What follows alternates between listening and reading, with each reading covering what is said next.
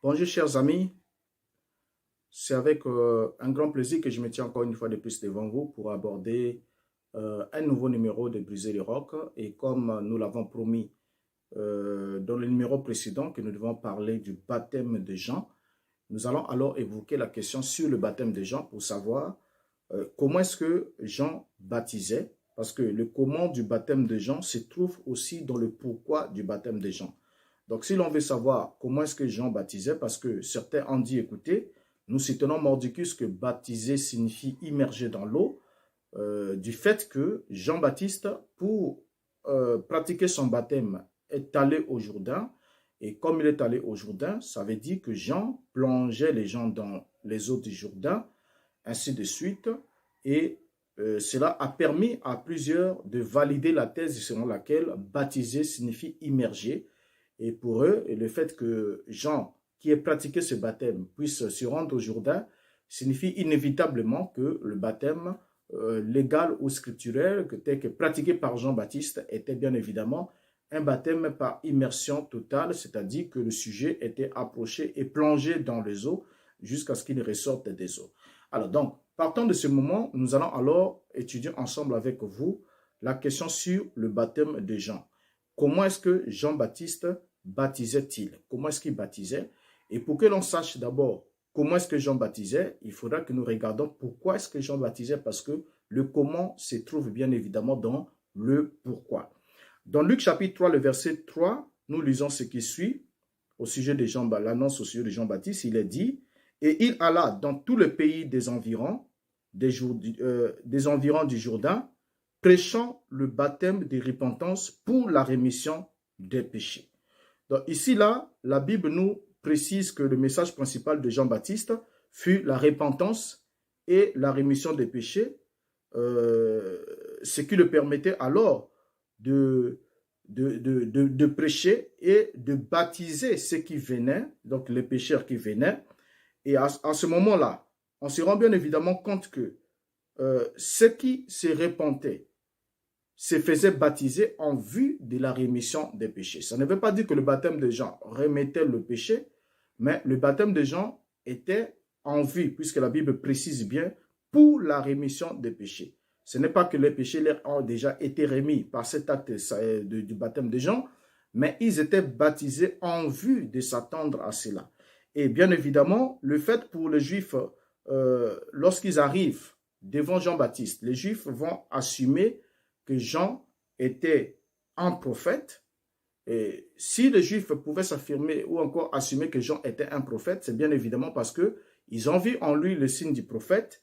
Et le premier signe du prophète, c'est d'abord, selon les Juifs, le tout premier signe d'un prophète, c'était d'abord la fidélité envers la Torah, la fidélité envers la loi, la fidélité envers la Torah était le premier signe d'un prophète et le reste pouvait venir. Or, nous savons ensemble avec vous que lorsqu'on a posé la question à Christ d'où lui venait l'autorité qui se servait pour purifier le temple, parce qu'il avait pris le fouet et il a chassé les gens du temple, et cette autorité-là ne pouvait être exercée que par le sacrificateur ou le souverain sacrificateur, mais Yeshua l'a fait, et on lui a posé la question de savoir d'où lui venait cette autorité. Maintenant, pour que Yeshua leur montre qu'il avait reçu cette autorité dès le moment où il a été baptisé par Jean, il va leur poser la question de savoir, Jean avait reçu l'autorité de baptiser, venant des hommes, le baptême de Jean venait-il du ciel ou des hommes?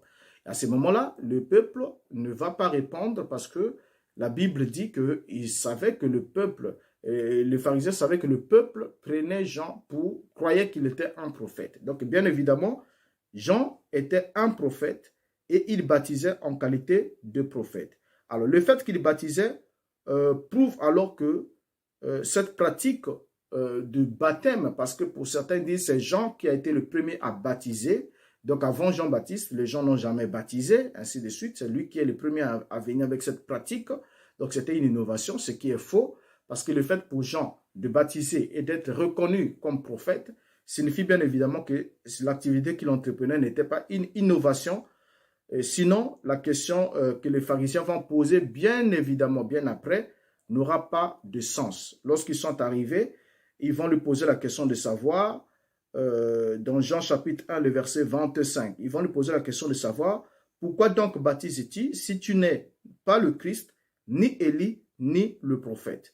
Donc, vous voyez bien évidemment ensemble avec moi que si les pharisiens sont venus lui poser la question de savoir pourquoi est-ce qu'il baptise s'il n'est pas Élie, s'il n'est pas le prophète, s'il n'est pas le Christ, c'est parce que bien évidemment, ils en avaient la connaissance. Ils savaient que l'Ancien Testament annonçait la venue de quelqu'un qui devrait pratiquer ce que Jean-Baptiste était en train de pratiquer, la venue de quelqu'un qui devrait venir pour baptiser. Mais seulement la nature de ce baptême, ici, nous allons voir comment est-ce que les pharisiens aussi l'ont compris. Donc, baptiser serait alors un signe ou encore un caractéristique distinctif de Messie.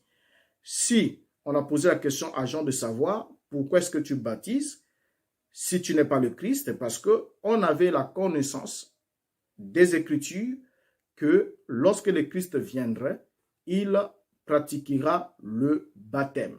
Et lorsqu'on voit Jean le faire, on se pose la question, est-ce que tu es lui ou tu n'es pas lui? Alors, ceci sous-entend que le baptême de Jean devrait avoir des racines dans la Torah. Donc, si les pharisiens, qui étaient les grands gardiens de la loi, selon et des traditions, bien évidemment, pouvaient poser la question à Jean-Baptiste de savoir s'il n'est pas le Christ, pourquoi est-ce qu'il baptisait.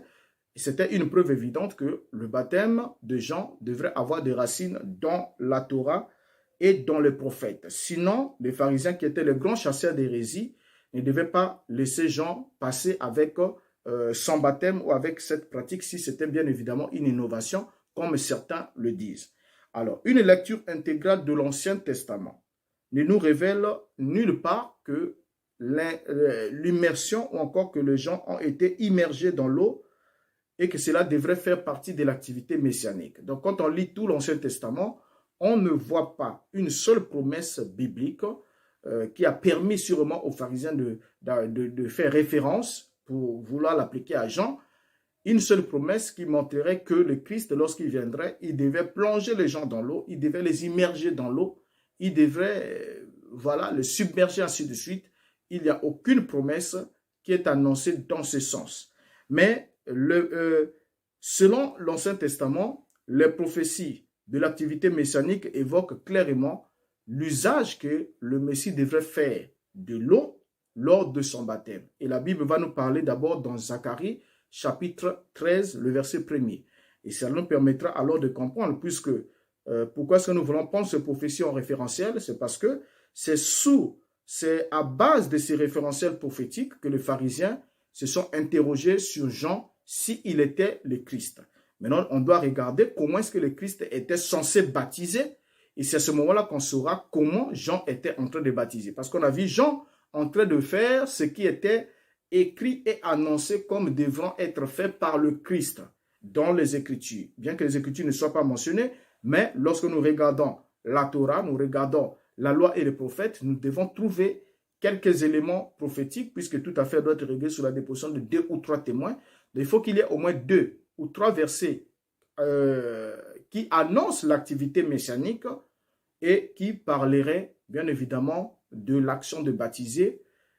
Et on verra si cela devrait se faire par immersion ou cela devrait se faire autrement.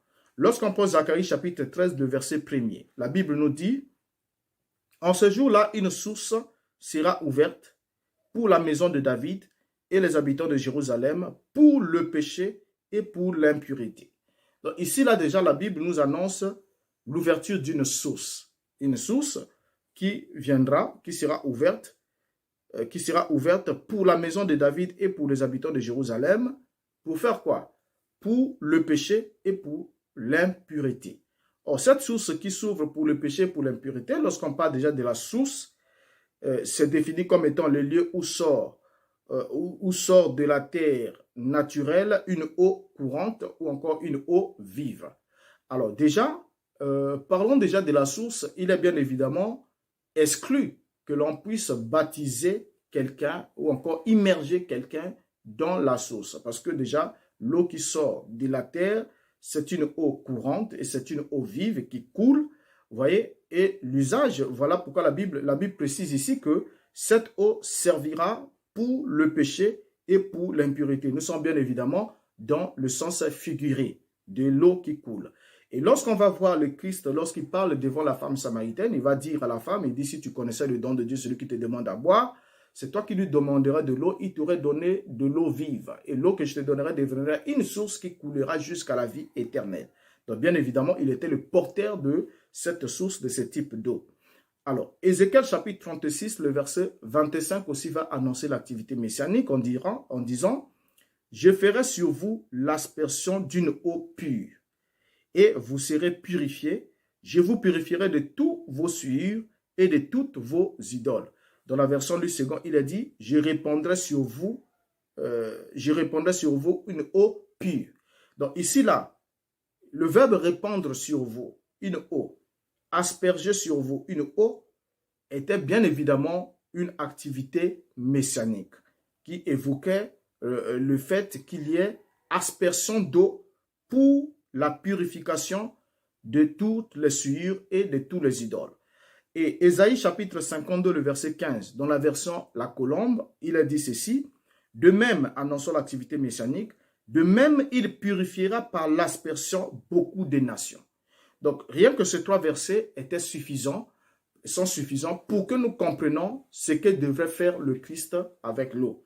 Donc, lorsque Jean-Baptiste est confondu à Christ, ou encore on s'interroge s'il n'est pas le Christ, pourquoi est-ce qu'il baptisait?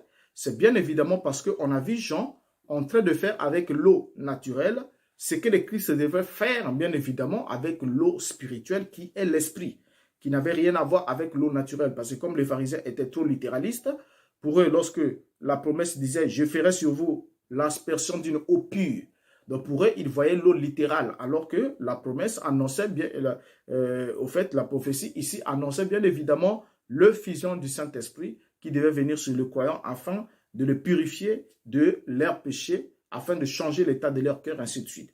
Donc déjà ici, on se rend bien évidemment compte ensemble que les promesses relatives à l'activité messianique n'étaient pas centrées sur l'immersion, mais étaient plutôt centrées sur l'aspersion d'eau. Et c'était des aspersions qui étaient annoncées comme étant l'activité que devrait accomplir le Messie. Et voilà pourquoi on a posé la question à Jean de savoir, si tu n'es pas le Christ, pourquoi donc baptises-tu? Donc en d'autres termes, pourquoi donc asperges-tu? Pourquoi donc répands-tu de l'eau sur les gens?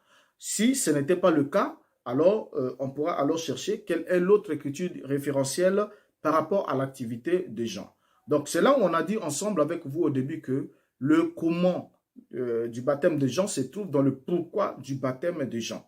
Et non seulement que Jean a été confondu à Christ, dont l'activité annoncée était celui de répandre de l'eau pure sur les croyants, ou encore d'asperger les nations pour les purifier de leurs péchés et de leurs souillures, mais Jean a été aussi confondu, au prophète qui était annoncé, parce qu'on a posé la question, s'il n'est pas le Christ, s'il n'est pas le prophète, s'il n'est pas Élie. Or, ensemble avec vous, nous savons que le prophète qui fait l'objet d'interrogation selon les pharisiens ici, c'est bien évidemment le prophète de Deutéronome 15, versets 18 à 19, où Moïse, je le cite simplement, qui dit « Le Seigneur votre Dieu vous suscitera un prophète comme moi, vous l'écouterez. » Or, le prophète annonçait qu'il devrait venir comme Moïse. S'il a dit que ce prophète qui devrait venir devait être comme Moïse, alors cela veut dire que ce prophète devait évidemment baptiser comme Moïse.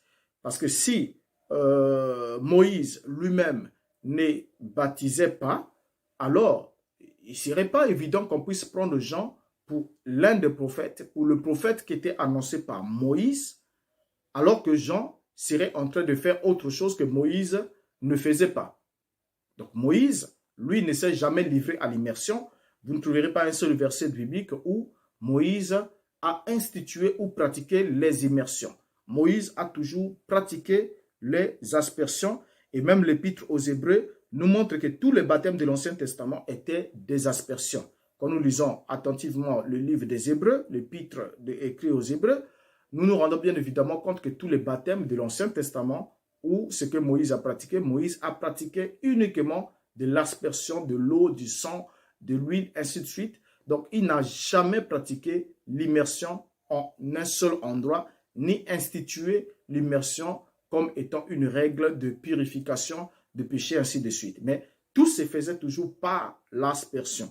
Donc, si la question a été posée à Jean de savoir pourquoi est-ce qu'il baptisait s'il n'était pas le prophète annoncé, ça veut dire que bien évidemment, il était en train de faire ce que Moïse était aussi en train de faire, puisque Moïse a dit le prophète qui viendra sera comme lui. Lorsqu'on lit Hébreux chapitre 9, le verset 10, la Bible va nous donner un élément important et nous dit et qui, avec les aliments, les boissons et les divers ablutions, étaient des ordonnances charnelles imposées seulement jusqu'à une époque de réformation. Lorsqu'on lit ici le terme traduit par ablution, c'est le mot grec baptismois. Or, baptismois, en grec, devrait être rendu par baptême. Ce n'est rien d'autre que le terme baptême qui est ici rendu par les ablutions. Or, lorsqu'on parle des ablutions ici, on confère à Exode chapitre 40, le verset 30. Exode chapitre 40, verset 30 que nous allons lire, 30 à 32. La Bible nous dit ceci. Il plaça la cuve entre la tente d'assignation et l'autel et y mit de l'eau pour les ablutions. Moïse, Aaron et ses fils s'y lavèrent les mains et les pieds lorsqu'ils entrèrent dans la tente d'assignation et qu'ils s'approchèrent de l'autel. Ils se lavèrent comme Yahvé l'avait ordonné à Moïse. Donc, vous voyez ici que lorsqu'on parle de divers ablutions ou de divers baptêmes, et c'est précis comment est-ce que cela était pratiqué par Moïse. On prend un cas d'exemple, on nous parle de la cuve d'Héra, où l'eau était mise, la cuve qui était placée entre la tente d'assignation et l'autel des holocaustes, et il y a l'eau qui était mise, et avec cette eau, ceux qui entraient dans le tabernacle, que ce soit Moïse, comme les sacrificateurs Aaron et ses fils, devraient d'abord se laver. Et lorsqu'on parle de se laver, c'était des ablutions qu'ils faisaient. Et la Bible précise qu'est-ce qui était lavé. Vous voyez, donc le terme se laver ne signifie pas qu'ils rentraient, ils prenaient un bain dans cette cuve, ils entraient à l'intérieur, ce qui n'était pas évident, mais la Bible précise qu'ils se lavaient les mains, ils se lavaient les pieds. Donc vous comprenez ensemble avec moi que les eaux des ablutions, et bien évidemment, la Bible précise que c'était des baptêmes. Et là où c'est traduit par ablution, le mot grec baptismois signifie bien évidemment baptême. Donc, on se rend évidemment compte ensemble avec vous que Moïse n'a jamais pratiqué une immersion, mais Moïse a pratiqué des aspersions, il a pratiqué des infusions et nous allons regarder ensemble encore avec beaucoup d'autres écritures pour comprendre exactement comment est-ce que Jean était censé baptiser pour être en accord avec la loi et les prophètes. Et ça, on ne doit pas l'oublier. La Bible nous précise que la loi et les prophètes ont subsisté jusqu'à Jean. Donc Jean ne pouvait pas emmener une innovation qui ne faisait pas partie de la loi, surtout qu'il avait l'esprit d'Élie. Et l'esprit d'Élie, c'est l'esprit restaurateur. Vous vous rendez compte avec moi que lorsque Élie est venu, il avait restauré l'autel et il avait restauré l'autel conformément à la loi de Moïse, conformément à ce qui était prescrit selon la loi. Et non seulement cela, Jean a été pris aussi pour Élie. On lui a aussi posé la question de savoir, si tu n'es pas Élie, pourquoi baptises-tu? Or, si on regarde dans la vie d'Élie, tel que rapporté dans les Écritures, que nous avons, que les Juifs aussi lisaient ensemble avec nous, nous nous rendons bien évidemment compte que Élie n'a jamais pratiqué une immersion quelconque. Élie n'a jamais emmené quelqu'un et l'a plongé dans les eaux. Mais qu'est-ce que Élie a fait? Élie est arrivé avec son manteau et il a enroulé son manteau devant le Jourdain pendant qu'il était avec son prophète Élisée. Et la Bible nous dit qu'il a frappé le Jourdain. Et quand il frappe le Jourdain avec son manteau, les Jourdains se séparent et lui et son disciple Élisée vont passer au milieu du Jourdain à sec. Or, l'action que Élie fait avec de l'eau, c'est quoi? C'est de frapper le manteau avec de l'eau. Et lorsqu'il frappe le manteau avec de l'eau, et il frappe plutôt l'eau avec le manteau, excusez-moi, il frappe l'eau avec le manteau, qu'est-ce qui se passe? Il y a l'éclaboussement de l'eau. Vous voyez, vous pouvez faire cette expérience, vous prenez un habit, un vêtement, vous frappez sur l'eau, l'eau va être s'éclabousser et c'est l'eau qui vient vers lui. C'est l'eau qui vient vers lui et son disciple. Donc, ils en sont aspergés de l'eau qui monte de la frappe du manteau. Et lorsqu'il frappe avec son manteau, c'est l'eau qui monte. Et lorsque l'eau monte, l'eau asperge Élie, l'eau asperge son disciple qui est avec lui. Et alors, cela permet aussi à ce que les eaux se séparent. Et Élie et Élisée vont passer au milieu du Jourdain à sec. Donc, vous voyez bien évidemment, ensemble avec moi, que si on s'est interrogé sur Jean, s'il était Élie, c'est bien évidemment parce que l'activité qu'il entreprenait au bord du Jourdain était analogue à l'action d'Élie. Je ne dirais pas que Jean était en train de frapper son manteau de poil parce qu'il avait sur un manteau. Je ne dirais pas qu'il était en train de frapper que l'eau montait sur les gens. Mais ce qui est vrai, c'est que l'action qu'il entreprenait, l'action qu'il accomplissait au bord du Jourdain était bien évidemment analogue à ce qu'Élie avait fait. Sinon, il ne serait pas comparé à Élie parce que pour les Juifs, Élie devait revenir. Et quand Élie devait revenir, bien évidemment, il devrait aussi baptiser, il devrait faire ce qu'il a fait au bord du Jourdain lorsqu'il était avec son prophète. Donc déjà, partant de ces trois exemples, nous comprenons ensemble avec vous que il est absolument impossible d'associer l'immersion, la pratique immersionniste au baptême de Jean. Donc Jean n'immergeait pas les gens parce que s'il l'avait fait, il irait à l'encontre de la loi et il ne serait pas le prophète, il ne serait pas confondu au Messie ou au prophète comme Moïse ou même à Élie. Donc ce n'était pas évident. Or, pour qu'il soit confondu à ces trois entités qui sont citées, qui étaient attendues par les Juifs, selon les prophéties, il fallait qu'il fasse évidemment exactement ce que l'on attendait que ces gens-là fassent ou selon ce qu'ils ont déjà eu à faire. Donc, on regarde par là, d'autres vont se poser la question de savoir, ils vont dire, mais écoutez, si Jean n'immergeait pas les gens dans le Jourdain, mais pourquoi est-ce qu'il avait besoin de se rendre au Jourdain alors qu'il n'avait que besoin d'un peu d'eau pour faire les aspersions ou bien faire les effusions? Mais pourquoi est-ce qu'il s'est rendu au Jourdain qui était une rivière? Mais retenons ensemble avec vous que lorsque Jean va au Jourdain, il commence à prêcher son message au Jourdain. Jean ne va pas au Jourdain parce qu'il avait besoin de beaucoup d'eau. Ça, on doit d'abord les relever ensemble. Mais Jean va au Jourdain parce que, à cause du caractère symbolique du Jourdain, parce que le Jourdain est un fleuve riche en symboles et il n'est pas allé là-bas à cause de la quantité d'eau. Vous vous souvenez avec moi que le Jourdain constituait la porte entre le pays, c'est-à-dire entre la terre promise et l'autre espace du désert. Donc, lorsque on regarde le Jourdain, c'est au Jourdain, bien évidemment, que Israël est passé à sec. C'est aussi là au Jourdain qu'ils ont ramassé les 12 pierres, qu'ils ont élevées comme mémorial. Donc, tout a commencé là au Jourdain. Donc, l'alliance, la conclusion de l'alliance entre, ou encore la mise en pratique effective de l'alliance faite avec Dieu et Abraham a eu lieu à la traversée du Jourdain. Donc, c'est à la traversée du Jourdain que Israël entre en possession de la terre promise à leur père et vont alors pratiquer l'alliance pleinement comme Dieu l'avait institué. Parce que Dieu leur avait dit, lorsque vous entrerez dans le pays que j'ai promis de donner à vos pères, voici ma loi, voici ce que vous ferez, voici. Donc, bien évidemment, lorsqu'on parle du Jourdain, le Jourdain est la porte d'entrée. C'est par la porte d'entrée que Jean-Baptiste vient démarrer son message parce que cette alliance qui avait commencé à la porte pratiquement du Jourdain devrait aussi prendre fin, bien évidemment, à la porte du Jourdain. Et comme il s'étendait vers la fin, c'était la raison pour laquelle Jean devrait commencer son message au bord du Jourdain. Donc, Jean n'est pas allé au Jourdain parce qu'il avait besoin de beaucoup d'eau. Non, mais il est allé au Jourdain à cause du caractère symbolique du Jourdain. Et c'est là qu'il a démarré avec son message. Alors, partons de là, on peut lire, lorsqu'on lit dans la Bible, dans Matthieu chapitre 3, je lis la traduction de Pierre Olivetan, traduite en 1535. Il a dit, Matthieu 3, chapitre 6, et Matthieu chapitre 3, verset 6, il a dit, et toi est baptisé par lui au Jourdain, confessant leurs péchés.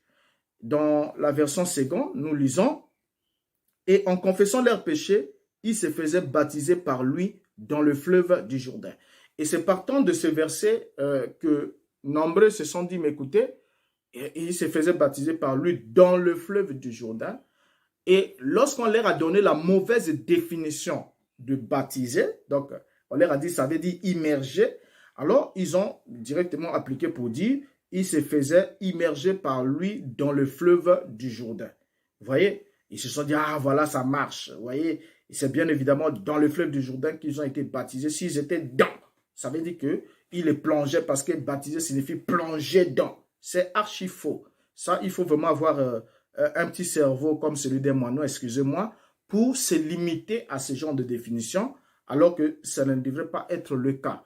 Mais non, si le fait de baptiser dans le Jourdain, dans le fleuve Jourdain, signifie plonger les gens dans le fleuve Jourdain, je vous poserai juste une question avec un verset biblique ensemble.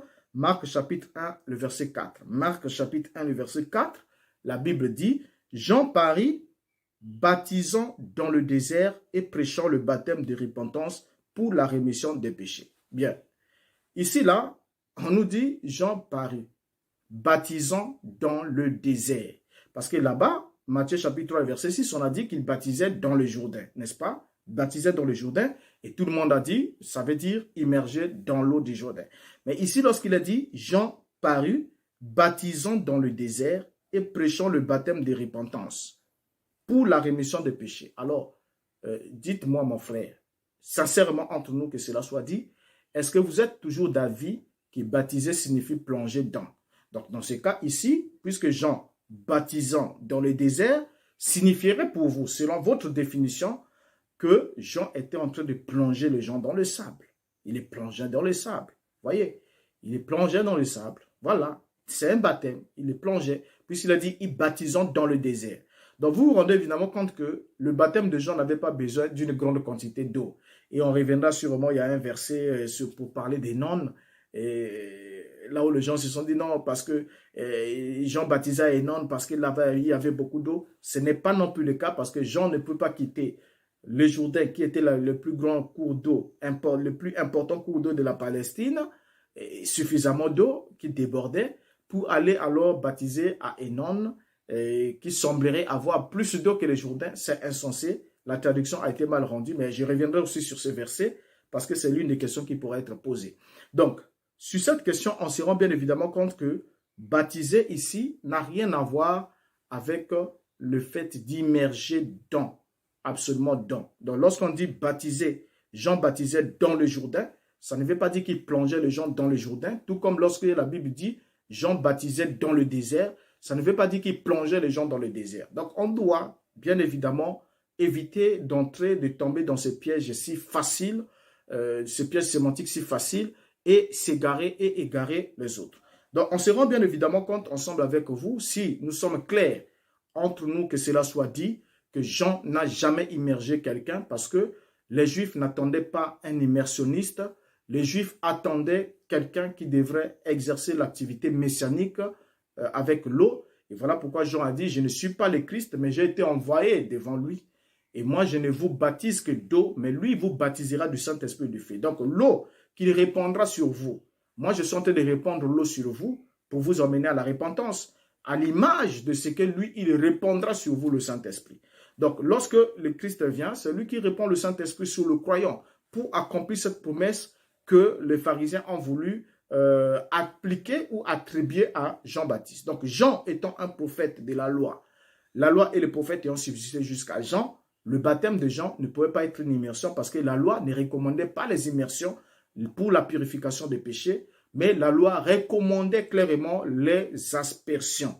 Et on a vu ensemble avec vous, on a cité quelques exemples, avec Élie et avec Moïse, on ne trouve nulle part là où Élie ou Moïse se sont livrés à une immersion quelconque pour la purification des péchés, ni là où le Christ, là où il était annoncé que le Christ se livrerait à une immersion quelconque, plongerait les gens dans un liquide ou dans quoi que ce soit. Ça n'a jamais été le cas. Donc, si l'on veut rester dans les Écritures, on comprend ensemble avec vous que le baptême de Jean n'avait rien à voir avec une immersion. Et le fait pour lui d'être allé au Jourdain ne signifie pas qu'il plongeait les gens dans le Jourdain, tout comme le fait pour lui de baptiser dans le désert ne signifiait pas qu'il plongeait les gens dans le sable du désert.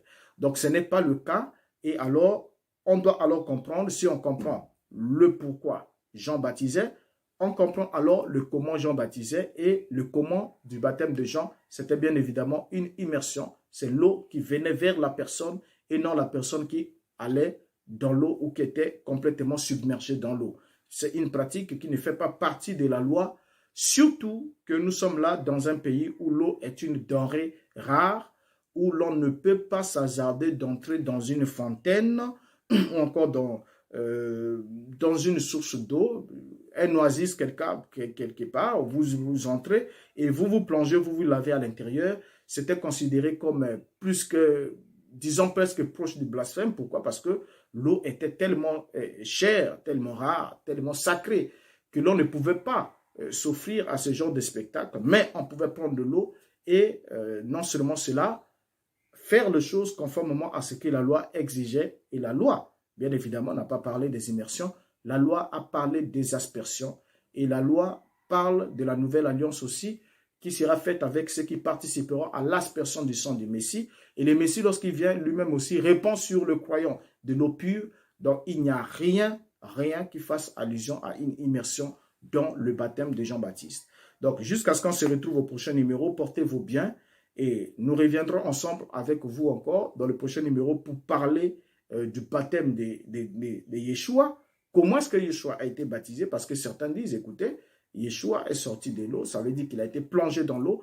Nous saurons alors comment il a été baptisé et je vous donne rendez-vous dans les 48 heures qui suivent et nous verrons ensemble avec vous. Et si vous avez aimé la vidéo, ne manquez pas de cliquer sur j'aime et abonnez-vous à la chaîne si ce n'est pas encore fait. Ne manquez pas non plus de partager le lien avec quelqu'un d'autre afin qu'il se joigne à nous dans cette discussion, que nous regardions ensemble. Parce que si nous avons posé les actes que Dieu attend que nous posions, il est évident que nous puissions aussi voir les résultats que Dieu nous a prévus, que nous devons réellement voir. Mais si nous ne voyons pas les résultats qui étaient prévus que nous voyons lorsque nous posons un acte comme celui du baptême, alors c'est bien évident qu'on s'interroge, est-ce qu'on a fait ce que Dieu attend que nous fassions ou est-ce que ce n'est pas obsolète ce que nous sommes en train de faire ou bien nous nous sommes pris de la mauvaise manière? Et ça, nous devons nous interroger parce que Dieu ne change pas. Les mêmes causes doivent produire les mêmes effets. Mais si vous n'avez pas les mêmes effets alors que vous avez produit certaines causes, c'est que vous avez produit d'autres causes qui peuvent des fois être sans effet ou qui peuvent produire d'autres effets contraires à ce que vous vous attendiez. Alors, je vous donne rendez-vous encore dans 48 heures dans ce nouveau numéro. Nous parlerons alors de comment le Christ a-t-il été baptisé et ça nous permettra d'avancer dans ce sujet tout en tenant compte que vos suggestions et vos remarques sont prises en compte et pourront faire l'objet d'autres vidéos pendant que nous sommes en train d'avancer ensemble progressivement. Alors, je vous dis au revoir, que Dieu vous garde. Merci.